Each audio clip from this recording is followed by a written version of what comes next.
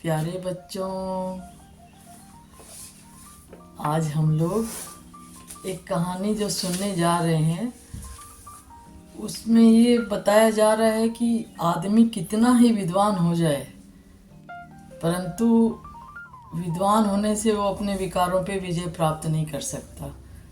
उसके लिए उसे गुरु की शरण में जाना होगा, अंतर साधना करनी होगी, तभी वो विकारों पे विजय प्राप्त कर सकता है।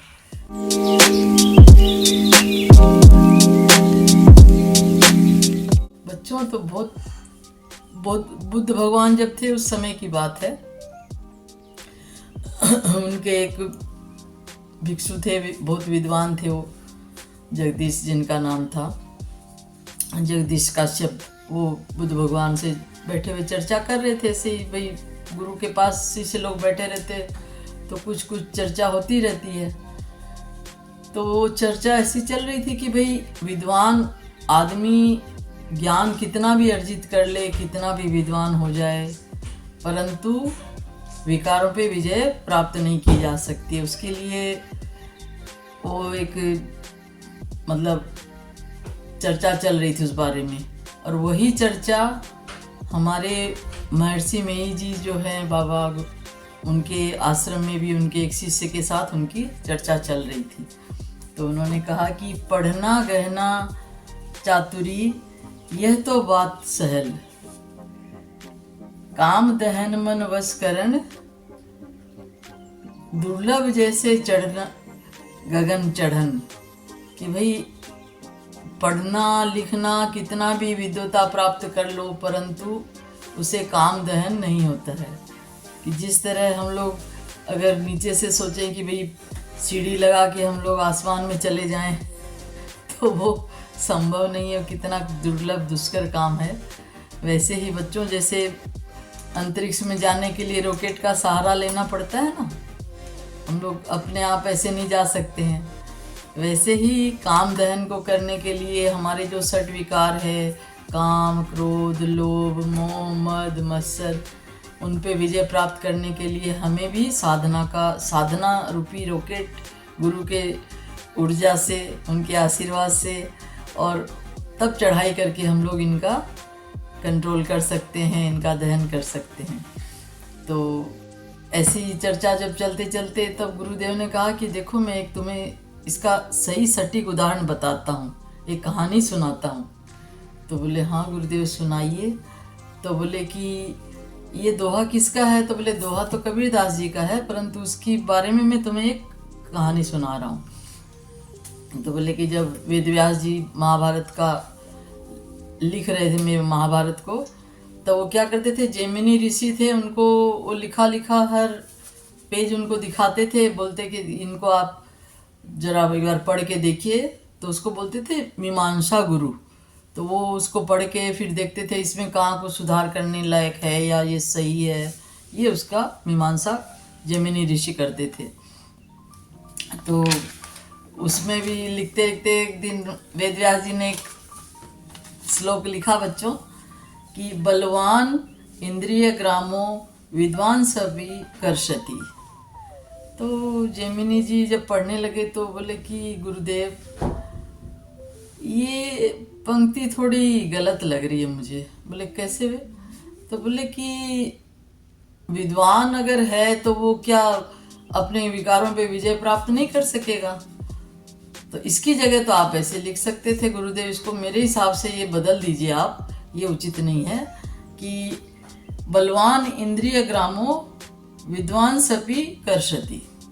तो अर्थात कि भाई जो विद्वान है वो, उसको कोई भी काम या विकार कभी भी ग्रसित नहीं कर सकता है। तो वेदव्यास जी सोच रहे हैं कि भाई अब इसको मैं कुछ समझाने जाऊंगा तो इसको कुछ समझ में ही नहीं आएगा, ये सोचेगा कि भाई ऐसे ही बोला जा रहा है। तो इसको तो प्रैक्टिकल में कुछ लेसन देना पड़ेगा। तो ऐसा सोच के वेदव्यास जी बोलते हैं कि हाँ जैमिनी जी, आप थोड़ा सा और इसकी मीमांसा कीजिए, मुझे एक काम याद आ गया, मैं थोड़ा सा टहल के आ रहा हूँ। तो जैमिनी जी बोले भाई ठीक है। अब वेद व्यास जी तो चले गए। जाके उन्होंने ऐसी माया रच दी। वेद व्यास जी तो बच्चों भगवान के अंश अवतार थे, तो उनके पास तो सब शक्तियाँ थी, सब सिद्धियाँ थी। तो उन्होंने माया रची, खूब आंधी तूफान चलने लगे भयंकर, और इतनी बारिश हो रही है। बारिश में एक सोड़सी इतनी नवयौवना सुंदर स्त्री भीजते हुए आ रही है। जैमिनी जी के पास से गुजरने लगी तो बोले, अरे रे सुंदरी, तुम ऐसे बारिश में अंधकार में कहाँ भीजते हुए जा रही हो? ये तो अब शाम होने आ गई है, इतना तूफान है भयंकर, कोई जंगली जानवर तुमको मार डालेंगे, ये उचित नहीं है। इस अवस्था में तुम बीमार हो जाएगी, इतना भीज रही है, तूफान इतना जोर है, तुम मेरी कुटिया में आ जाओ। तो षोडशी बोलती है, नहीं नहीं नहीं, मुझे किसी पुरुष पे विश्वास नहीं है, तो मैं ऐसे ही अनजान किसी ऋषि की कुटिया में आसरा नहीं लूँगी। तो जैमिनी जी बोलते, तुम जानती नहीं हो मैं जैमिनी ऋषि हूँ, मैं मीमांसा करने वाला ऋषि हूँ, मुझसे डरने की कोई बात नहीं है, तुम आराम से मेरी कुटिया में आ सकती हो। तो वो युवती बोलती है कि ठीक है माँ, आप जब बोल रहे हैं गुरुदेव तो मैं आसरा ले लेती हूँ आपकी कुटिया में। अब जैसे ही बच्चों को कुटिया में जाने लगती है तो गुरुदेव तो उसकी षोडशी यौवन पे एकदम मंत्रमुग्ध हो जाते हैं, और उनके अंदर में खूब मतलब उथल पुथल मचने लगती है कि आहा, इतनी सुंदर नवयौवना है ये, इससे तो मुझे शादी कर लेनी चाहिए। वो भूल गए कि मैं इतना बड़ा गुरु हूँ, ऋषि हूँ। उनको बस काम वासना उनकी वैसी प्रज्वलित हो गई कि वो सोचने लगे कि इसी से मेरी शादी हो जाए तो बहुत अच्छा हो जाए। और ये सब विचार आते आते उन्होंने युवती के सामने प्रस्ताव रख दिया कि क्या आप मेरे से शादी कर सकती हैं? आपकी शादी हो चुकी है क्या? तो बोली, ना शादी तो नहीं हुई है मेरी, और अगर आप मुझे प्रस्ताव मेरे सामने रख रहे हैं कि शादी कर लो मुझसे, तो इससे बड़ा तो अहोभाग्य क्या होगा। आप इतने बड़े विद्वान हैं, इतने बड़े ऋषि हैं, तो मैं तो आपसे सहर्ष शादी करने के लिए तैयार हूँ। तो जैमिनी जी बहुत खुश हो जाते हैं, पर वो बोली कि देखिए, एक शर्त है, हम लोग के कुल में एक रिवाज है, वो आपको मानना पड़ेगा। वो आप अगर मानते हैं तो मैं आपके साथ बेझिझक शादी कर लूँगी। तो जैमिनी जी बोले, बताओ आपके कुल में क्या रिवाज है? तो बोले, भाई हमारे कुल में तो ये रिवाज है कि जिस लड़के से शादी होती है वो लड़का घोड़ा बनता है, और लड़की उसके ऊपर बैठती है, जैसे घोड़े पे बैठते हैं वैसे, और लगाम लगा के उसको वैसे ही देव मंदिर जाना पड़ता है, और देव मंदिर में जाके दोनों प्रणाम करते हैं और फिर आके उनकी शादी संपन्न होती है। तो जैमिनी सोचते, भाई अंधेरा है, कौन देख रहा है, अभी तो यहाँ कोई है भी नहीं आसपास में, इतना तूफान आया हुआ है, चलो बन जाते हैं घोड़ा, शादी तो हो जाएगी इससे मेरी। ये सोच के जैमिनी जी घोड़ा बन जाते हैं और वो लड़की उनकी सवारी करके और लगाम लगा के चलती है। अब आंधी तूफान से थपेड़े आते तो मुंह भी काला हो जाता है उनका, और वो चलते चलते देव मंदिर में पहुंचते हैं। तो जैसे पहुंचते हैं तो वहाँ तो वेद व्यास जी बैठे रहते, बोले, कहो जैमिनी जी क्या हाल है, कहाँ चले आप इस तूफान में? अब जैमिनी जी को तो काटो तो खून नहीं हो, तो एकदम लज्जित हो जाते हैं, और जैसे ही उठ के देखने लगते तो कहाँ लड़की है, कहाँ तूफान है, कुछ भी नहीं है, सब गायब।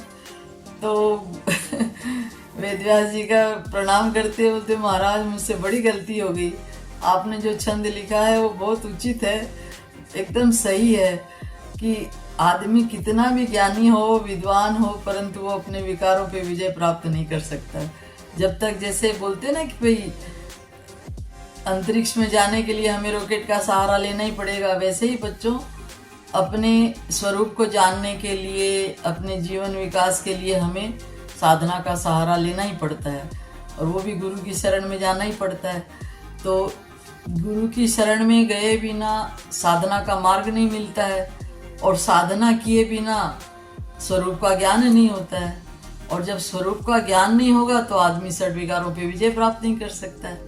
जब स्वरूप का ज्ञान हो जाता है तो वो एक अलौकिक स्थिति है कि आदमी षड विकारों पे विजय प्राप्त कर लेता है।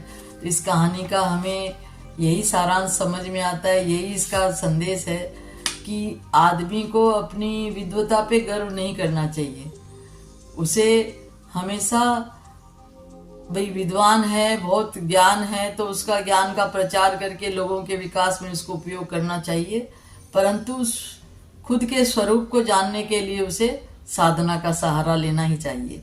वो साधना का सहारा जब वो लेगा इंसान, तो अपने सठ विकारों पे विजय प्राप्त करके अपने प्रभु से उसका मिलन हो जाएगा और जीवन मृत्यु के चक्र से भी वो आज़ाद हो जाएगा। तो बच्चों, ये कहानी आपको कैसी लगी? छोटी सी है, पर मुझे तो लग रहा है बहुत गंभीर संदेश है इसका, बहुत जीवन विकास का प्यारा संदेश है। तो ये सबके जीवन में सबको प्राप्त हो, सब उस पथ पे चले और सबका जीवन विकास हो, यही शुभकामना के साथ मैं इस कहानी को विराम देती हूँ। और कहानी अगर अच्छी लगी है, कुछ समझ में अच्छा आया है आपको, तो इसे लाइक कीजिएगा, सब्सक्राइब कीजिएगा।